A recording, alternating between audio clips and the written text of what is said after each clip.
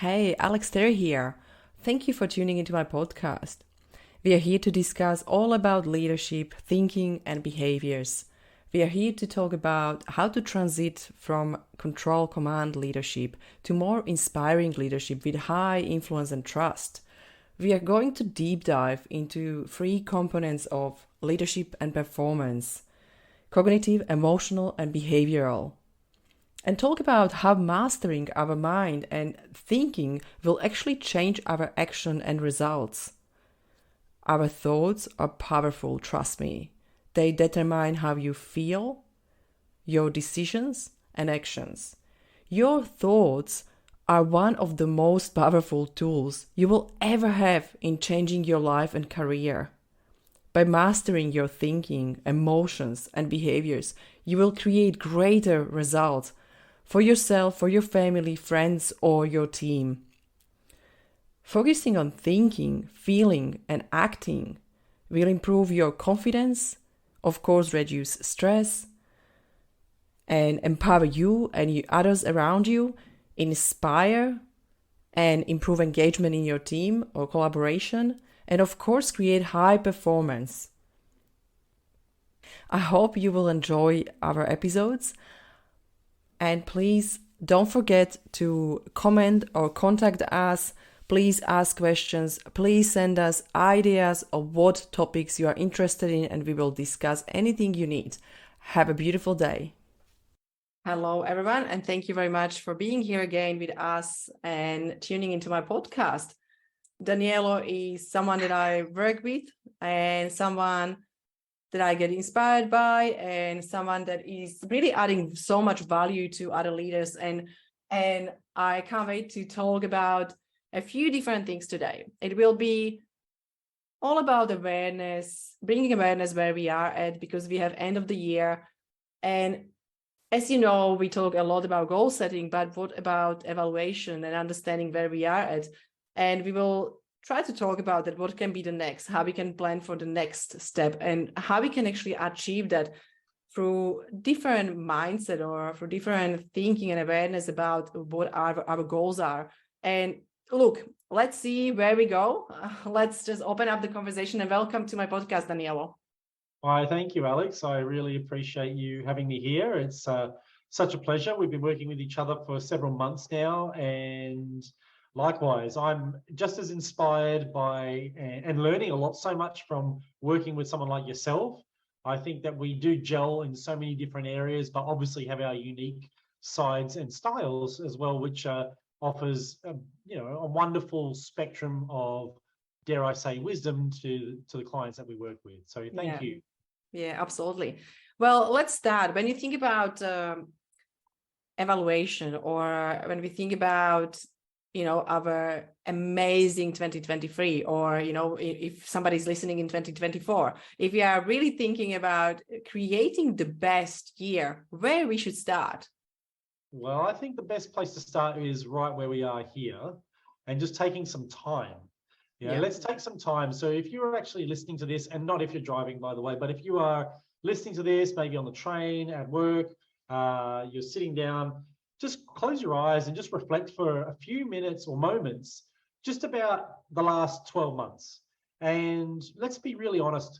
Did you achieve everything that you had hoped you had achieved?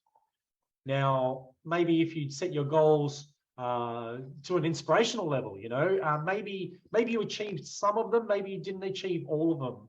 And I think it's really important to actually maybe reflect and maybe what some of those causes might be. Now, sure enough, people get sick and we have accidents, or things go sideways and we have to change, but just start to see where can you spotlight any awareness in your own sense of being as a leader that maybe you could have dialed in a little bit deeper towards accomplishing those goals in the last 12 months. So stopping and really just sort of recollecting and bringing awareness that, and it's not just negative. Let's also look at the things that we did that were actually really powerful, that moved the needle in the direction that actually got us the results that became very, very important in the last 12 months. I think that's the best place to start. Yeah. I love actually evaluation, that I do actually something that I used to do, and I do it still now, because it really, really helped me to change the thinking about the goals and achievements. Because what we naturally do, we see the negative things easily. We notice negative things. We notice what we didn't do. We notice what we are missing easily. But what we are not doing usually is really acknowledge ourselves for what we achieve, how we move forward, because sometimes small things, small steps in our career or in business, or in our personal growth, small steps really, really can change that massive results after 12 months. Maybe we change the routine. Maybe we change the way how we wake up, what we do in the morning, maybe we do something more for ourselves. Don't forget that those small things, even doing something for yourself, are already helping you to achieve even more. Because, sometimes we are in the doing spiral and we're just doing, and we don't pause and check what actually I achieved, last month. What did I do well? And I do the exercise of like every month, I just, get back to my month and looking at what are those 10 things or small steps that I can acknowledge myself for or I'm proud of. And this is not only about me, but it's also about business and how we move forward. There is small things like, meet someone, partnering with someone, starting to talk about the idea that can happen next year, or even call someone, or having, great transformation with client, anything that happens during that year or month. I really try to write down because I usually forget about those things. I don't know how about you, but I really forget what I achieved. And sometimes I put myself at the beginning of the month, I have 3 goals. End of the month, I'm starting my evaluation with the thought, I don't think I achieved anything this month. I need to go back to my monthly goal. And I go back to my monthly goal and I realize that all 3 goals I achieved, I finished. I hit the goals. I didn't even see that. It's so amazing how our thinking works. I think having that reflection and creating that acknowledgement for what you have achieved, and it's not all about achievement. I know that you share this same sentiment with me, Alex, but like I totally believe this, and all doing comes from a state of being. Yes. Okay, yeah. So if that's the first time, if you're listening to this and this is the first time you've heard that, I'll say it again and just see if you can remember it. All doing comes from a state of being. And so it's not about what I achieved, it's who did I become? How was I in my state every day? And this is something, so conversely to you, I don't necessarily look back at my goals that I achieved. I have a different strategy. I write down 6 things every day in my list, and I accomplish them, and they go on the next day's list until they're done. And so that's my filter. I make sure that I get everything that I intend to do get done. But I make sure I do spend a lot of time reflecting on what my state of being was while I was doing things. Because I want to have fun while I'm doing things. I want to be a leader that actually shares my highest qualities. I don't want to be a command and controller.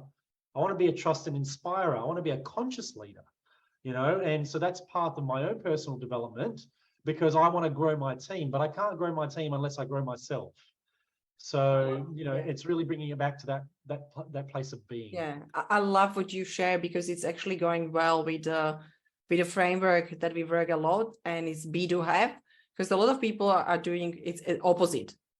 Have, do, be. That means they think they need to own and have something first, and therefore they will be happy.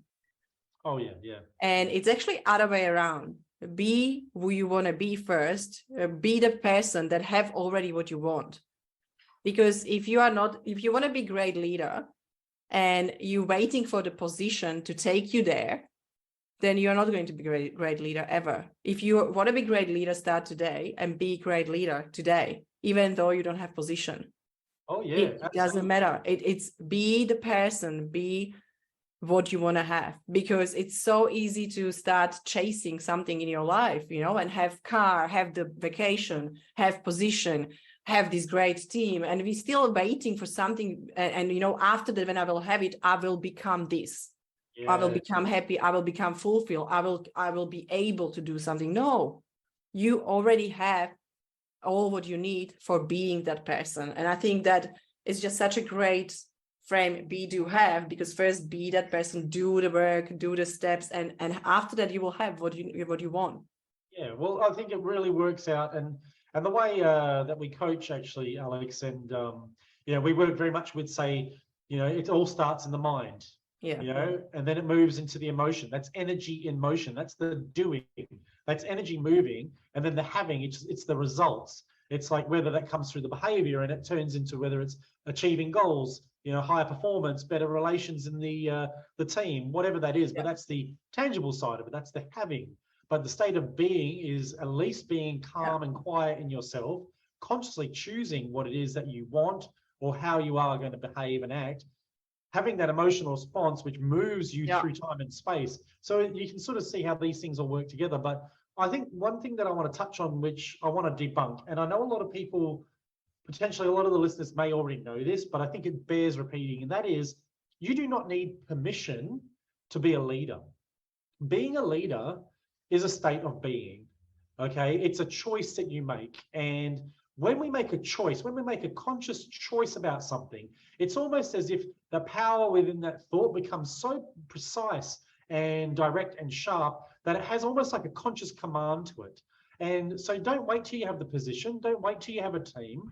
Don't wait until you get to a certain point before you consider yourself a leader. Make a conscious choice that you're going to be a leader, even if it's just of this, even if all you can lead is yourself and maybe your dog, I don't know. But if that's all you are to lead, that's fine. That is more than enough, because we can't expect to lead anybody unless we can lead ourselves. Yeah. So whether you're a solopreneur out there, or whether you're working in a team within an organization, whether you're the CEO or whether you're the gardener, you can still be a leader. It's a state of being. And a little secret here, I think that leadership is actually like a corporate world for self-mastery. Don't tell anyone, but I'm pretty sure that the path of a leader is actually that path of professional and personal development that doesn't just involve you, but those around you. I think that's a very important distinction to make. Yeah. I love that, and I love the way you shared as well, because I just finished the communication masterclass, and I loved what people were sharing. I loved that actually leaders are getting that. Like everyone who is even not leading the company, but or leading the teams, but there was a lot of people that are leading the team. But everybody got it. They knew when I asked, what is actually communication? Where actually is that all starting? And all the leadership, it's actually really starting with how we think about ourselves, how we are being, and how we are actually creating emotions based on those thinking and thoughts, our stories. And it was such a beautiful kind of, I don't know if I call it vibe or behavior in the room, but it was so nice to hear that people know there is more into that. It's not about Googling the stuff and realize that, this body position or body language is positive and this is negative. It's not about that. It's about understanding. And it is exactly that self-mastery and mastering or understanding others. Because when we start to understand others or master, our thinking, emotions, and behavior, when we want to collect them, put it into 3 components that we teach people, is just so important, because you can help other people to understand that, you can change your story, you can change your thinking and emotional state. It's your responsibility, and you can actually be happy all the time. That is, it's not even that. I believe leadership is exactly what you said. It's actually the state of being, or is being. It's constant being. It's not that I'm a leader in the work and only when I come to work, I'm that leader that I want to be. And I come home, or if I'm with a friend and I'm a different person, that's not about that. It's lifestyle. Yeah. Leadership is really decision you make. You're right. It's a decision you make, but it's a decision. And like, let's just break it down for those who might be listening that maybe going, okay, cool. Like I'm a stay-at-home mum, and I want to, embody my leadership qualities, because we've been taught that, like in the corporate world, that, you're only a leader if you're a leader of a team, or if you've got your leadership position and HR sends you on like a little program to induct you in what it means to be a leader. And that's great. But there've been leaders on our planet for thousands of millions of years, right? So you have leaders in the team, within the team. They don't need to have position. Yeah. But essentially, a leader needs to know a few things, right? So you need to know where you're going. Okay, because if you're leading, you need to be clear about what you're leading towards. You don't have to have all the answers, by the way, but you need to be clear and make a choice about where you're going, because without that clarity, others won't follow you. You're not really a leader unless others are willing to follow you. They don't have to follow you, but if they're willing to follow you, right, then that's when you're leading. Okay, you start with yourself clearly, of course, and whether it's you want to lead yourself out of a bad relationship, whether you want to lead yourself out of a toxic job, or whatever that is. It's about going, this is my choice. These are the action steps I need to take, and I'm going to take those. Okay. But secondly, it's also about having that self-awareness, and because you've got to take responsibility. It's about leaders are the first to go. They go first, and they finish last. So they go first. They make sure that they lead the way. It's like, I'm going to put my hand up. I'm going to volunteer for this role because I want to see it done right, but I'm going to stay behind, make sure that everyone crosses the finishing line, and I'll go behind. Now, it doesn't have to be that way. That's an ideal, but generally leaders take that sort of responsibility and want to make sure and show that empathy and care. So it's about clarity and decision making, and really prioritizing and those relationships with others. Yeah, I will add is about communication. Yeah.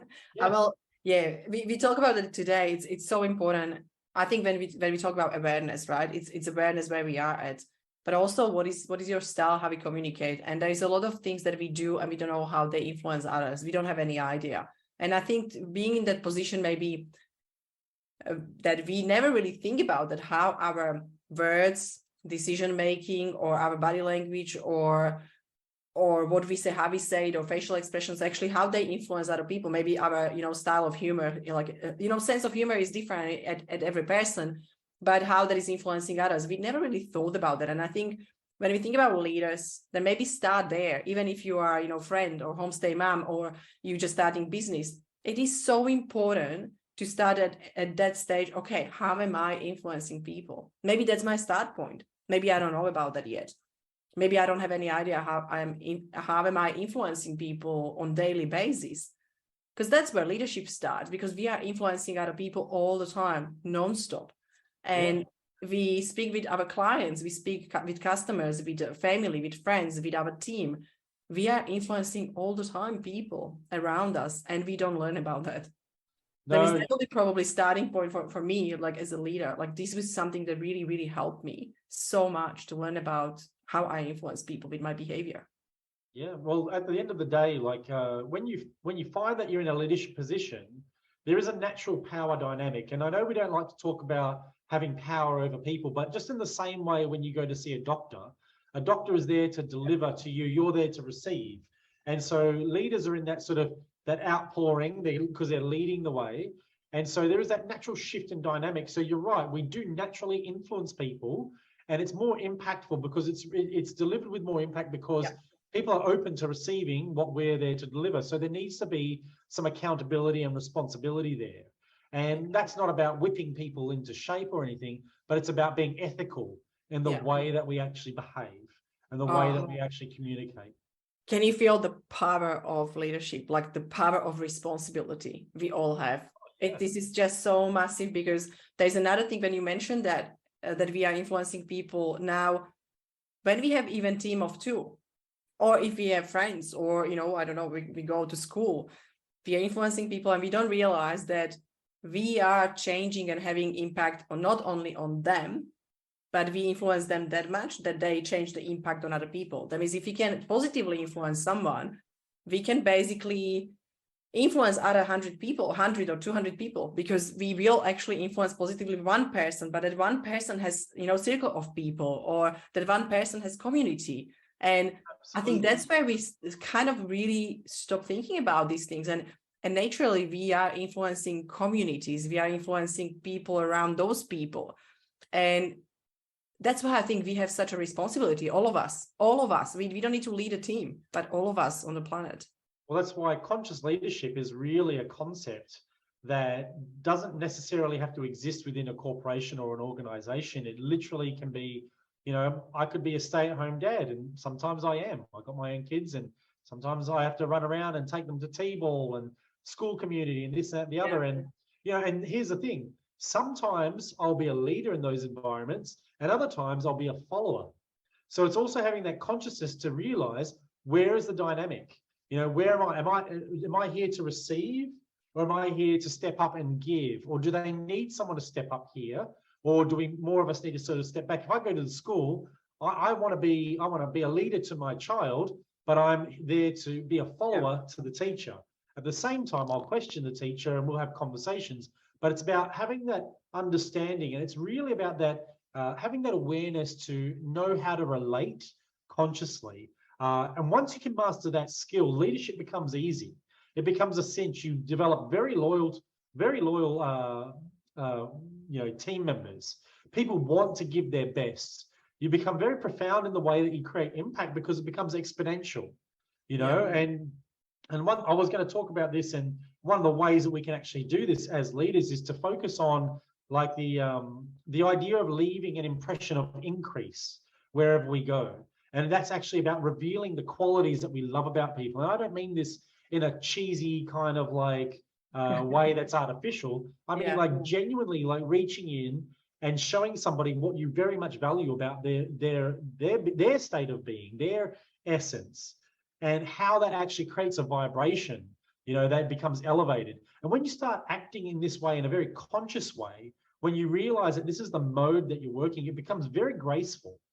And when we think about the word grace, what's grace? Grace is almost like an elevated evolution of a state of being where things are very subtle and very smooth and gentle, but they have deep, enduring impact, and so I love working with people who are tuning into this idea of conscious leadership. I think it's an amazing thing for the 21st century and beyond.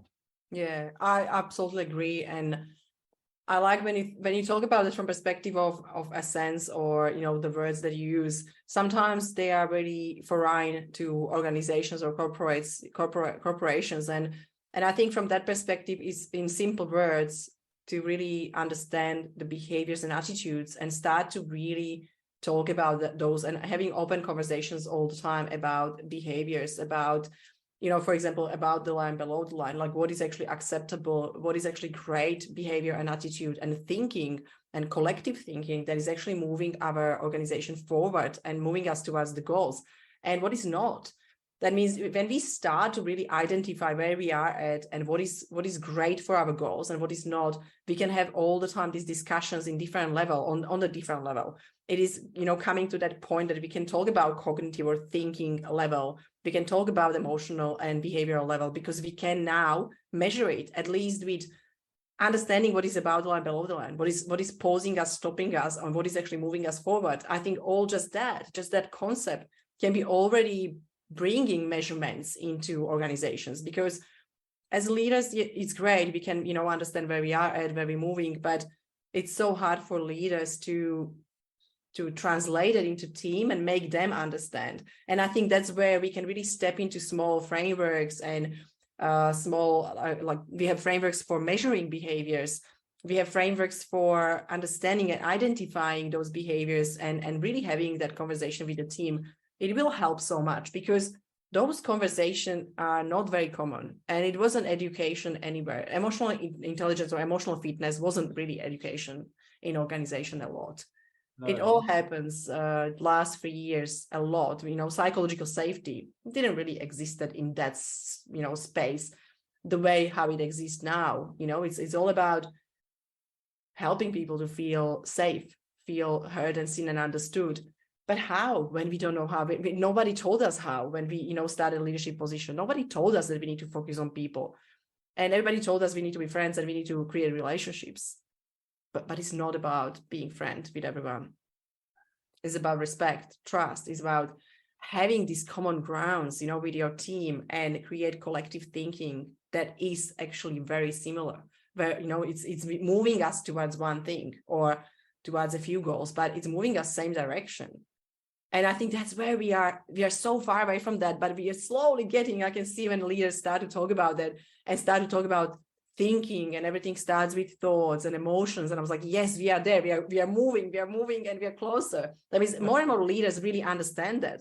And what it actually does, or what that do for them, is really moving them forward and having this high performing culture and innovations, and it's really moving them forward as a team, what is really, really exciting. I think that's just such a massive topic. We can go into all directions. I know we are kind of like going everywhere.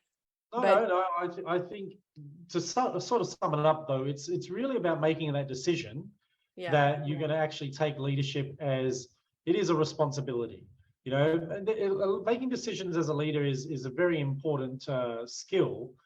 But essentially, choosing to be a better leader means choosing to be willing to go first in bringing out the best in your people. You know, and yes, it's not necessarily about being friends, but you're in a position to reveal the qualities, higher qualities, and maybe at times the lower qualities, the qualities that are below the line, right? And just revealing those, but in a way that's very, very conscious.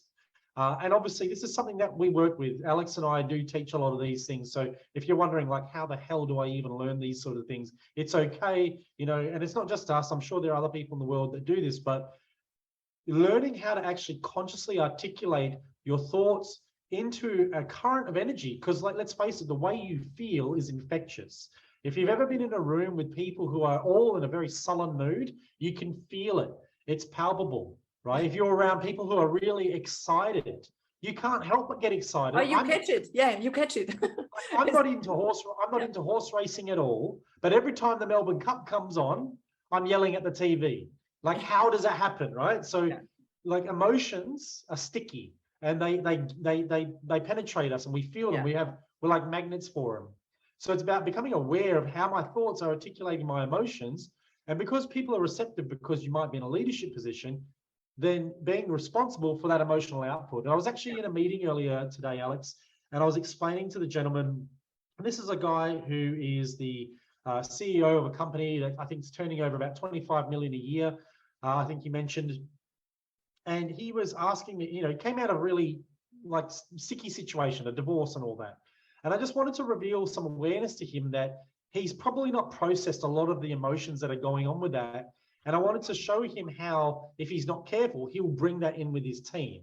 And I won't go into the depths of the models that we use, but ultimately, when we bring our trauma into our team, that drama and trauma plays out within the team because they're receptive to it. And it's very important time to actually create psychological safety, to actually do the awareness work, to realize and to do the leadership training that it takes to create a truly like self-organizing interdependent team that can actually perform.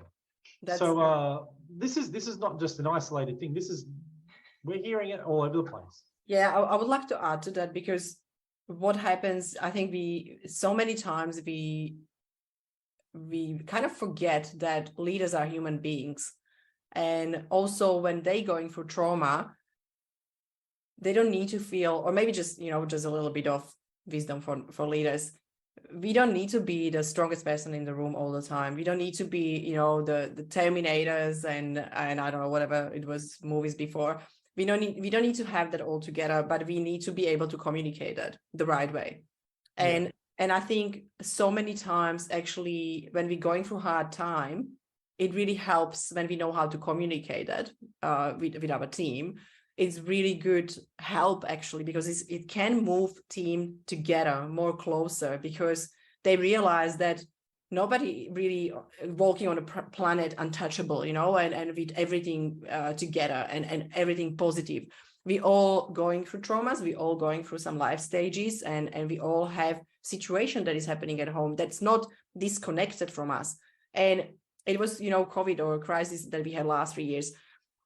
We know that a lot of leaders, they try to hold it all together and they try to pretend they're fine, but they haven't been fine. And because they were suppressing so much, they are even more not fine right now. And it's really playing big role in mental health. And look, I don't want to apologize anyone, like we all have this, but it's really wrong that we don't know how to talk about that, and we don't know how to use it the way that I heal myself, but also I help my team maybe to open up more. I mean, all these, hard times can actually really help you to create that psychological safety.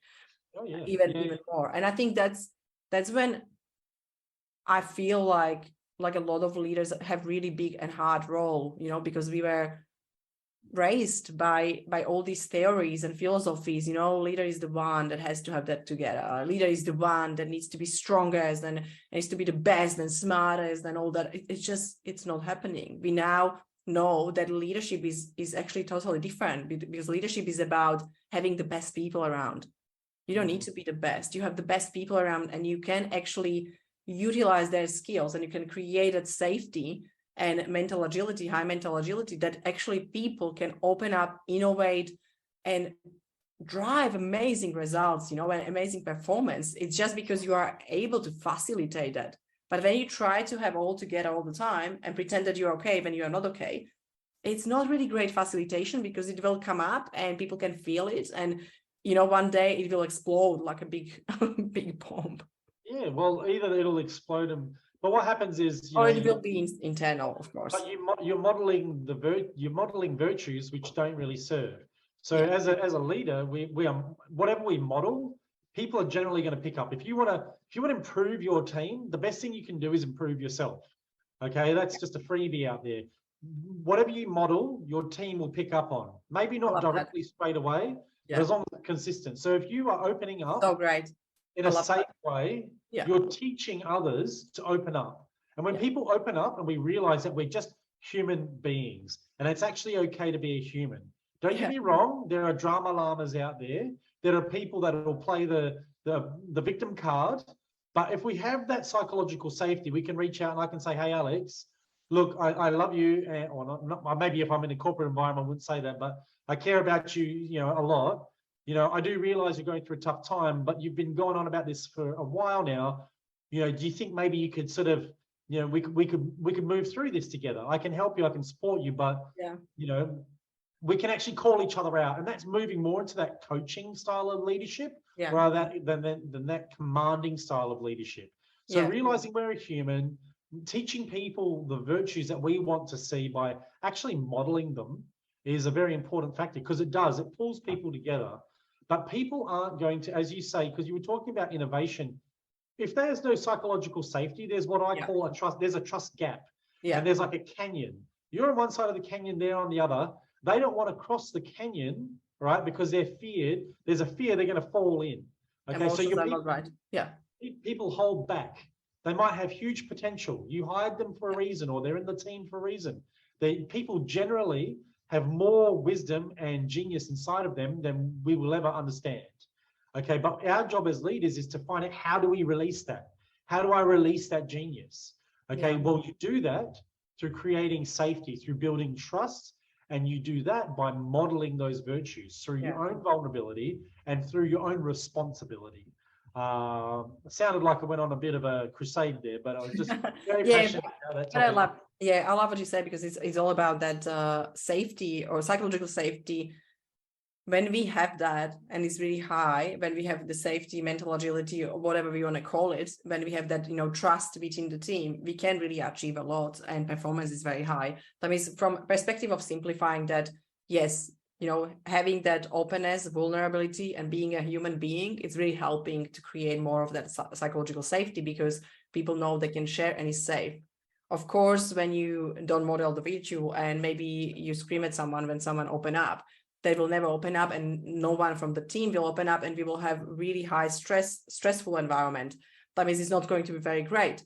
And there's a lot of things, and the environment is very sensitive as well. It can change very fast, when we actually don't model the virtues, and we don't actually, or we say things the way they are not really serving, but that they are hurting people. We can really fast change that environment. And that's why I think another step forward to talk about responsibility in leadership. We have that responsibility, and it's so important to really apply that and go to that positions with that feeling, non-stop feeling of, yes, I have responsibility. Everything I do, people watch me, people observing me, people are there. I'm influencing them. That is not changing. That is there. We influencing people, even we don't want, we do. I mean, just to really have that understanding again, and just confirm again that, yes, we have big responsibility. That means it's good to know about this, how to do it the best way, how to create that psychological safety, how to create that, great, trustful environment. I think, why that is not norm, that we don't learn these things, like when you're going to job and you learn all technical skills, everything, they are still missing skills, and that soft skills, people skill, they're still not there. Like, I mean, in that amount of time and training and I don't know, minutes of the training, or when you think about, the length of the training, they're still not there that much. They're just kind of like a side, like, additional part, here is the communication training. Yeah. Oh, no, and my theory behind that is because in the Western world, we are very much obsessed with the objective reality. task KPIs, tangible results, tangible results rather than the actual interpersonal skills, And so we're seeing a shift in that. We're seeing you could say a reappropriation of like the polarities as far as like what they're valued at. Definitely, yeah, So I agree. we're It seeing is. younger generations who actually, want to live lives full of meaning, and like rather than just chasing the money. Like there was a study done at Yale University in the States, and they worked out basically through this study that once you earn over 75,000 USD per year, right? Of course, you get a bit of a spike because you can buy a better holiday or upgrade your car and all that. But your level of happiness and like, what life, the meaningful life that you live comes back to that baseline, and 75,000 USD, maybe here in Australia, that's like 110, 120,000, right? Now that's a lot of money to some, but it's not a lot of money in the grand scheme of things, right? It's totally achievable, no matter where you are in your life, to change yourself in a way that you can earn easily $120,000 here in Australia. We're very lucky in that way. But the point is that more people are prioritizing a meaningful life than having millions, for example, where it's like, I just want millions. It's like, well, why? Oh, because I think I'll have everything. And that goes back to what you said at the beginning. It's like, well, if I have millions, all right, then I'm still not happy. It's going for the having first rather than the being. Yeah. So we're seeing a shift in the meaning. And I think there's a psychologist, I think his name is Josh or John Vervanacki. I hope I haven't butchered that. But he does a lot of really good YouTube videos on the meaning crisis. So if you're into sort of studying psychology, that's a really interesting watch. It's not short, it's quite intense, but you probably get a lot out of it. Yeah. But just to kind of come around where we sort of started as well, we talked about, where has your 2022 gone? How has it gone for you? Doing that self-assessment, that reflection. Hopefully some of the things that we've talked about has sort of brought to the surface maybe where you can look in yourself where you've done either really, really well, or maybe there's been some challenges and there's potentially some room for improvement. Maybe you've gotten really good results, but you might have noticed that, your team, there might be a bit of staff turnover, or they're not as loyal or as enthusiastic as you once have known them for. So I'd love to see if there's some self-reflection there that you can bring into the new year. And really, it really just comes about making that choice to consciously lead, making that choice to understand that leadership is a path of self-mastery, okay? And with any growth path, there are times when it actually feels like crap, it sucks. There are times you're going to fail. Like as a parent, I say to myself, every day I get up and I'm a parent, I'm actually going to fail. I know that at some point I'm going to fail today, and make peace with that. You don't have to have all the answers. You just have to keep putting that foot in front of the other. Wouldn't you agree, Alex? What's your take on that? No, I love it. I think when I'm thinking just about how I'm moving forward, in life or with clients, is always the small step ahead. Something small, and not really creating attachments to everything needs to be perfect, because we know perfectionism and all this idea of having everything together, it's just not healthy, because that doesn't exist. And that's when we try to have control over everything, but we don't, because only control we have about is our behavior and ourselves. That is really just that's probably my way of seeing that, like really understand that I have responsibility and I have control about, my behavior and myself. That means whatever I achieve is my responsibility. And I like that when you say, small steps and moving forward, and really, really being aware of that, like what we have done, what we still didn't do, or what we forget to do, or maybe what we planned last year and we still didn't come to that, just to really bring awareness, like maybe we overplan. I'm just saying, like, maybe because sometimes we put more things on ourselves that we can handle, and after that it makes us feel guilty, or we create a negative feeling around it. But really understand how much we can achieve, just be a little bit, more realistic in the amount of time we can put into things. I never say be realistic about your goals, think big, dream big. That's always my approach. But also don't get disappointed when that doesn't happen in 10 months or 5 months, but really work on that. Just work on that goal. Just move forward. Absolutely. And like one thing that you touched on, like a lot of leaders that I've worked with, usually very conscientious people and very creative people, or very relatable people. The relatable types, they get off the hook. But the ones that are highly conscientious and highly creative are generally very optimistic and can be almost overextend what's actually achievable. Yeah. And one of the key complaints that I hear from a lot of leaders, and those of you listening out there might agree or might not, is they've learned, these I'm talking that the seasoned experienced leaders have shared with me that one of the key things that they learn, and this is obviously from speaking to a few people, is generally not to expect too much from their team, to understand that not everybody can achieve maybe what they believe it can be achieved. There's a reason maybe why you moved into a leadership position, and it might be because you're highly intelligent, highly creative, very, very conscientious. It might be those things, but to understand that your team might not have that same disposition psychologically, but they're still obviously an integral and valuable part to the team. Yeah. But definitely setting inspirational goals is a wonderful way to sort of like really get the energy of the team, like not just moving, right, but unified. Everybody wants to win, right? We all want to win. Yeah. We want to succeed and break new ground. But understanding that even if we shoot for the stars and we get to the moon, we didn't exactly have a bad year. Yeah, exactly. And I love that, because you said a few things that resonates, and that's basically what we try to go away from, is having the attachment to the goal so strongly that actually make us feel disappointed when we don't achieve it. I think that's the major distinction from perspective, to understand that goals are here for us to learn and go forward or move forward. That means the goals are really just for inspiration. And of course, I'm not talking about KPIs and all that stuff. I'm talking more about like what we really want to be, how we want to be as a team, how we want to, collaborate.